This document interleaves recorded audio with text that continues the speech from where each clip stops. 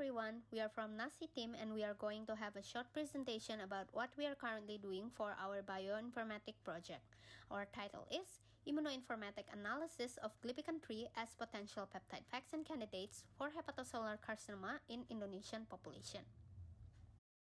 Without further ado, let us start with hepatocellular carcinoma or HCC itself. From the name, you would have guessed that this is a type of liver cancer.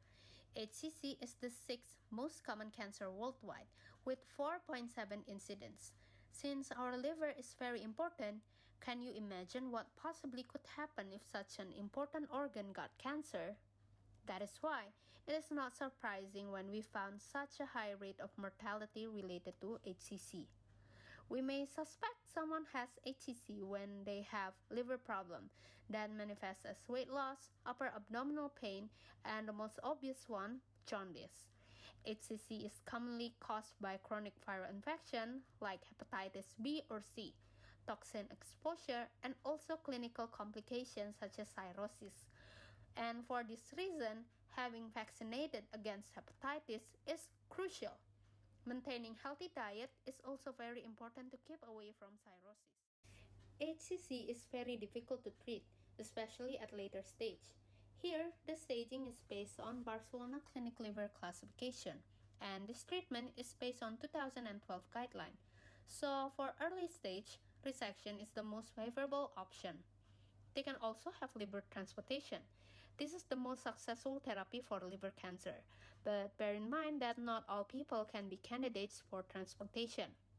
RF or radiofrequency ablation induces thermal injury to the target tissue using electromagnetic energy. The current will cause ionic agitation and frictional heat, leading to irreversible cellular damages such as protein denaturation and coagulative necrosis of the tumor cells. The next one is PEI, or percutaneous ethanol injection. This is when ethanol injected into the tumor cells and cause dehydration and protein denaturation, resulting in coagulative necrosis. But RF and PEI only can be used for small tumors. The next common treatment is called TACE. So this is basically chemotherapy plus embolic agent. Embolic agent will block the blood flow. So the chemotherapy agent will be trapped inside the tumors and the tumor cells dies. And this is a more targeted therapy compared to a common normal chemotherapy. And last is chemotherapy sorafenib. So this is only the last option for most advanced stage because sorafenib is a kinase inhibitor drug. And as you know, almost all cells have kinases. And this drug can cause damage to other type of cells. So each type of treatment has its advantages, side effects, and also challenges. For instance, problems such as recurrence and metastasis for the disease may still be encountered in surgical resection and liver transplantation. And besides that, there is also limited number of donors for liver transplantation, which adds another challenge for this type of treatment. And to tackle the limitation in currently available treatment, we will move on into the trends of therapy used nowadays, which is cancer vaccine. Unlike normal vaccine, cancer vaccine is not prophylactic, means that it is not intended to prevent cancer, but to induce immune response to eliminate residing tumor cells. Peptide means the vaccine used short peptide sequences, and the first vaccine used neoantigen which derived from mutated gene. This brings out disadvantages because neoantigen is rarely detected by HLA, especially for patients with low to intermediate mutation burden. And second, it cannot be used for wider population since mutation profile is different across individuals, and this approach is more suitable as personalized medicine. So all of you must be wondering why currently researchers are trying to develop a peptide-based vaccine. And there are several reasons behind that. So first, it is because tumor cells express the same tumor-associated antigen or TAAs. And this TAA able to induce immunological response including from CD8 plus and CD4 plus T cell. And lastly, the TAA expression profiles are primarily similar across the same type of cancer. Hence, from all of this reason, we can develop a peptide-based vaccine that can target the TAA specific to HCC in order to elicit immune response. So, from all of the problem and challenges mentioned before, we want to propose a solution for HCC treatment, especially for Indonesian population, by developing a peptide-based vaccine. Since we want to focus on to the Indonesian population, we will use the common Indonesian HLA or MAC in order to improve our vaccine's population coverage. Next. And the vaccine construct we propose will use a very well-known tumor-specific antigen, which is glypican-3 or GPC3. So it is an oncofetal ACC antigen that belongs to a family of cell surface heparan sulfate proteoglycans. So this antigen bound to the cell membrane, and it is highly expressed during embryogenesis and organ development, but not in the adult liver. Next. So why glypican-3? So several studies has mentioned the unique characteristic of GPC3 that is associated with ACC. So first, a study found that GPC3 is overexpressed in ACC patient and is associated with poor prognosis. Moreover, GPC3 has been found to promote the growth of ACC by activating the canonical pathway of Wnt, which can result in the transcription of genes responsible for tissue renewal and regeneration in adults. So all of these findings supports our rationale in selecting GPC3 as our main antigen for the vaccine construct. Next. Therefore, the aim for our project is basically to develop a peptide-based vaccine for hepatocellular carcinoma treatment specific for Indonesian population by utilizing glypican-3 as the main antigen. Okay, let's move on to the methodology section. This is the general pipeline of our proposed project. It will start off with the FASTA sequence retrieval for glypican-3, and then afterwards we will identify alleles that are prevalent among Indonesians. Afterwards, we're gonna do some prediction for T cell and B cell epitopes, and after that, we're gonna construct the vaccine by selecting the pool from CTL and HTL epitopes.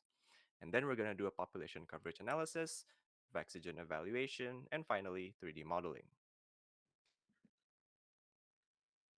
Let's first start off with the FASTA sequence retrieval. We identified that there are 4 isoforms of glypican-3. We chose the first isoform to be the peptide that will represent the rest of the isoforms because it is the longest. We also did a preliminary multiple sequence alignment, which further confirms that the first isoform is the longest one and the most complete one. Next slide, please. Now, to identify alleles that are prevalent among Indonesians, we will use the allele frequency net database, and then we will only choose alleles that have frequencies above 5%. Next slide, please. To predict T cell epitopes, first of all, we will use the net CTL-PAN 1.1 for the prediction of CD8 positive T cell peptides from glypican-3 protein that will bind to MHC class 1 molecules. The settings are listed in the sub-bullet points to the right. And then the result of this analysis is several non-numeric peptides that will have an E indicator, and we will choose these peptides that have the E indicator because they are MHC class 1 binders. To validate the immunogenicity of these non-numeric peptides, we will input these peptides into the IEDB tool to validate their immunogenicity. Next slide, please. To predict CD4 positive epitopes, we will use the NetMHC2 PAN 4.0. The settings are listed in the bullet points to the right. The result from this tool will be several peptides with the designator SB, and we will choose these peptides because they can bind to MHC class 2. To validate these peptides, we will put this list of SB peptides into the IFN gamma epitope prediction tool listed in the bullet points to the bottom right. Next slide, please. Now, to predict the B cell epitope, we will use the antibody epitope prediction developed by the IEDB, and the method chosen will be the bepiprate linear epitope 2.0. Next slide, please. For the population coverage, the chosen peptides will be subjected to a population coverage. Now, a group of peptides that have high coverage among Indonesians, preferably more than 90%, will be chosen. Next slide, please. This is the in silico vaccine design. So after we have the pool of CTL and HTL epitopes, cytotoxic lymphocyte and helper T lymphocytes, we will design the construct of our vaccine. We will also add adjuvants, the beta defensins, into the construct as well. Now, to link the adjuvant to a CTL epitope, we will use the first linker, and that is the AAA, and then K. To link between two CTL epitopes, we will use the second linker, and to link a CTL epitope and an HTL epitope, we will use the third linker. Next slide, please. Now, after we design the vaccine, we will evaluate its antigenicity. And to do that, we will use Vaxygen 2.0. The Vaxygen tool predicts whether the proposed construct is antigenic enough against a selected model, be it bacteria, virus, parasite, fungus, or in our case this time, tumor. The amino acid sequence of the design construct will be subjected to this evaluation. A construct that has a score of more than 0.5 will be accepted to the 3D modeling phase, whereas constructs that have a score of lower than 0.5 will be redesigned from initial stage by adding CTL and HTL epitopes from the established pool of CTL and HTL epitopes. Next slide, please. This is the final flowchart in case the process is a bit confusing. So let's first start off with the pool of candidate peptides. We will then construct a design. We will pick several CTL and several HTL epitopes, and then from that selected pool, we will do a population coverage. If the population coverage is good, more than 90%, we will start to add linkers and adjuvants to the construct. After we add the linkers and adjuvants, we will do a Vaxygen evaluation. If the Vaxygen evaluation result is good, more than 0.5, we will continue to the 3D modeling, which will be explained later. Or if the result is bad, we will circle back to the pool of candidate peptides and start the process all over again.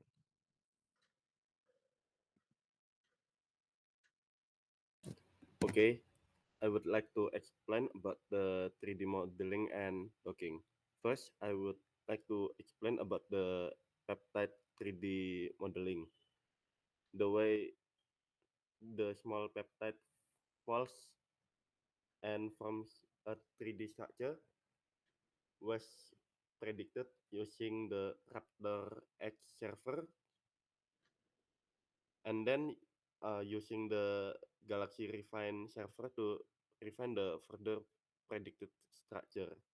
And then the PDB files generated from the Raptor X server were used as the input. Then the result obtained was screened to obtain the ideal construct based on the mole probability and Rama favor the score. Furthermore, the refined structure was assessed by Ramachandran plot analysis using the Swiss plot exposé server. Next. For the homology modeling, performed using Swiss model XPC repository to find the template structure. Each model in Swiss model repository is evaluated by key-min to provide model quality measures on a per residue basis as well as a global scale. The template structure with the highest estimated quality and identity percentage is preferable to be chosen. Next.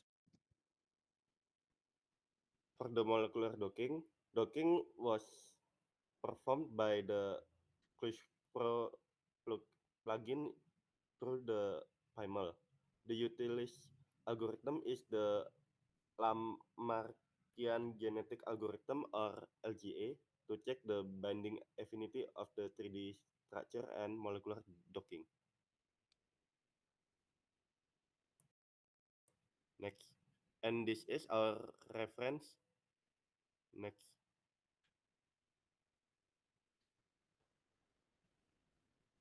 And thank you for our presentation.